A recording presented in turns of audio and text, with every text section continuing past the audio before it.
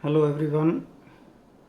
The topic of discussion for today's lecture is efficiency defects, possible defects and applications of three-phase induction motors. First, efficiency. To calculate the efficiency, we should know the losses occurring in the motor. There are two types of losses. One are called constant losses, other are called variable losses. Constant losses are iron or core losses and mechanical losses. Iron or core losses are divided into two parts: stator iron losses and rotor iron losses. These can be further subdivided into hysteresis loss and eddy current losses. Generally, rotor iron losses are very small because rotor frequency is very small and are neglected generally. Then the mechanical losses are windage loss and friction loss. The variable losses are copper losses because these vary as square of the current. I square R losses, these losses are. So these are occurring in stator and rotor, therefore called stator copper loss and rotor copper losses. And there can, one of the part of variable losses may be brush contact loss, but in slip ring induction motor only. Other motors, squirrel cage induction motor does not have any contact brushes, so these losses are not there. The input power can be obtained from the equation root 3 VL IL cos phi, where VL and IL are the line voltage and line current, that is the current drawn from the motor from lines, and cos phi is the power factor of the motor. And output power can be obtained by subtracting losses from input power.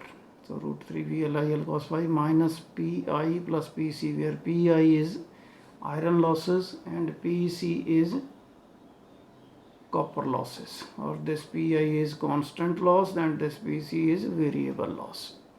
The percentage efficiency is output over input into 100. Substituting the values, we can have root 3 VLIL cos phi minus PI plus PC in bracket root 3 VLIL cos phi into 100. And copper losses can be calculated by using formula 3 I1 square R1 plus I2 square R2, or 3 I1 square into R1 dash, where R1 dash or RE1 dash is equivalent resistance per phase on stator side. That is the resistance including the effect of stator as well as rotor. So this is how we can calculate the efficiency of the three-phase induction motor at any load. Next are the possible defects in motor. Sometimes the motor at the time of starting refuses to start, and at standstill it gives simply humming noise. We call the phenomena as cogging. So there is a, why this cogging is happening, there is a possible condition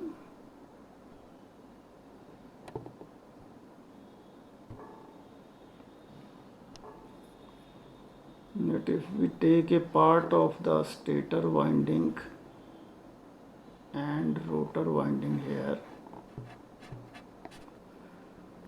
in this part there are stator windings in these slots. These are stator slots, these are rotor slots having rotor windings. This is our air gap. This part of the core is called teeth between two slots, and in case of rotor this is our teeth. If the teeth of the stator comes exactly opposite to the teeth of rotor in some cases, then this path will give to the magnetic flux a least reluctance path, minimum reluctance path, and the position of minimum reluctance occurs when teeth of rotor and stator are aligned opposite to each other as shown here. Therefore, there is a force of attraction or repulsion between the two teeths, and if this is the center of the rotor, these radial alignment force, that is the force between two slots and two teeths of stator and rotor which are opposite to each other, and other is the force due to which the motor is rotating, that is acting on rotor conductors. This force is called tangential accelerating force. If radial alignment force is more than this tangential force due to which the rotor rotates, then the motor refuses to start. And we can say that stator and rotor are locked. Stator and rotor are locked. Therefore, this may result in overheating of the motor winding. So once again, let us repeat. There is a position of minimum reluctance when it occurs when teeth of rotor and stator are aligned opposite to each other. The radial alignment forces exceed the tangential accelerating force. This force is responsible for attraction between the stator and rotor core teeth, and this tangential accelerating force is responsible for rotation of the rotor. If this radial alignment is more than the tangential accelerating force, then the motor may refuse to start. That is, the stator and rotor cores are locked with each other magnetically. Therefore, the motor continues to remain in starting position, that is, the rotor does not start rotating, which may result in overheating of the motor, because under these conditions the motor will draw large current from the supply lines. So how we can define cogging? When the radial alignment forces exceeds the tangential accelerating force and the motor refuses to start, the phenomena is called cogging. So how we can avoid this cogging so that our motor should not behave like this? The rotor slots are never made equal to stator slots. The number of rotor slots is different than the number of stator slots. So all the slots will not come opposite to the rotor slots, and all the teeths will not come at the same time opposite to the rotor slot or the stator slots. So the magnetic locking will not be there in that case between the two cores. And the other solution to this problem is that rotor slots are skewed. Due to skewed slots, the slots and teeths does not face each other at any time, so therefore the cogging of motor does not happen. So this defect can be improved at the time of manufacturing, even that rotor slots are made less than stator slots and rotor slots are skewed. The next defect is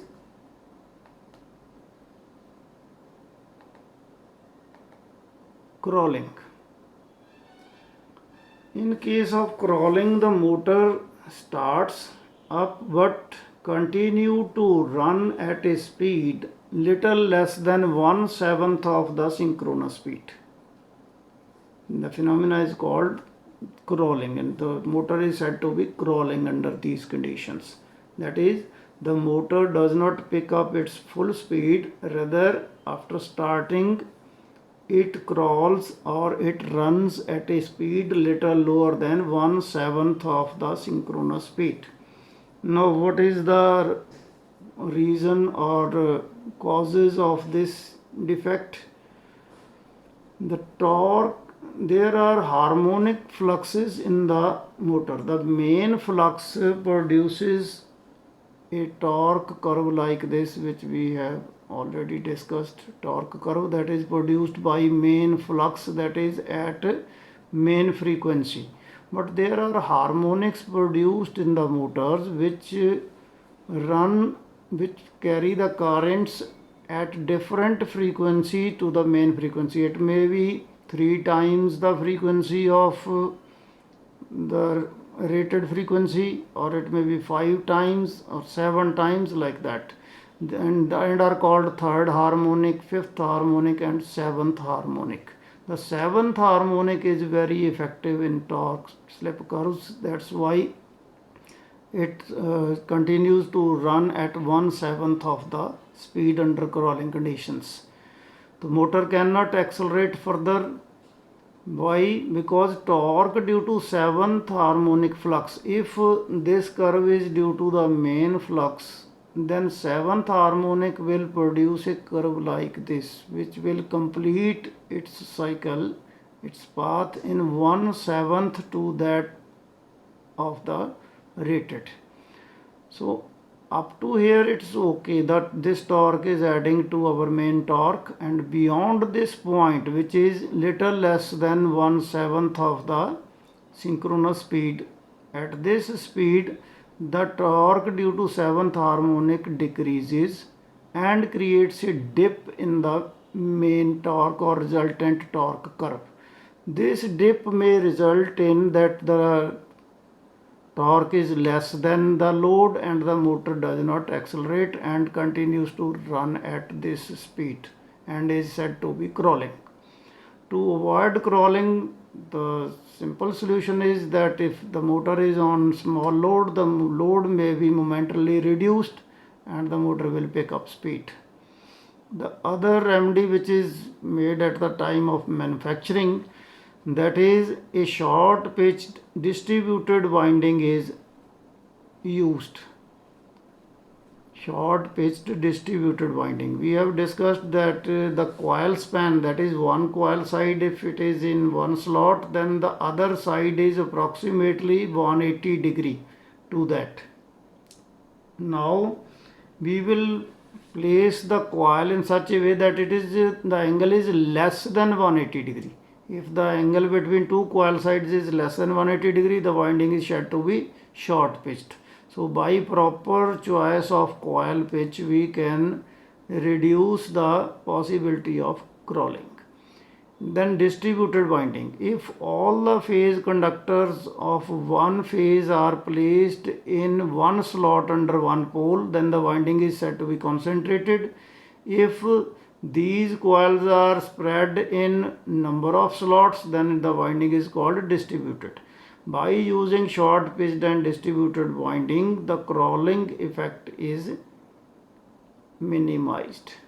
The possibility of crawling of motor is minimized, or it can be avoided. So these are the two defects, cogging and crawling. Next are the applications of motor. As we have already discussed, that squirrel cage induction motors is the motor which is used in electrical engineering field, the most used motor, most commonly used motors. So the applications are unlimited, but a few are written here. It is used in printing machinery, floor mills, saw mills, shaft drives in industries. Every types of machines are driven by these motors.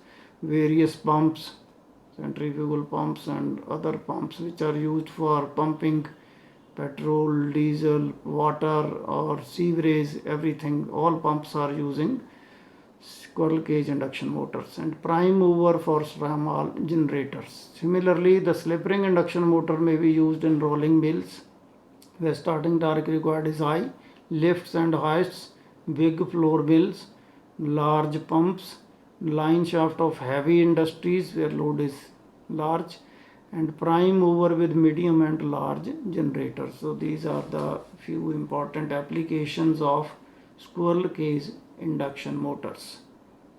So that's all about today's topic. Thank you.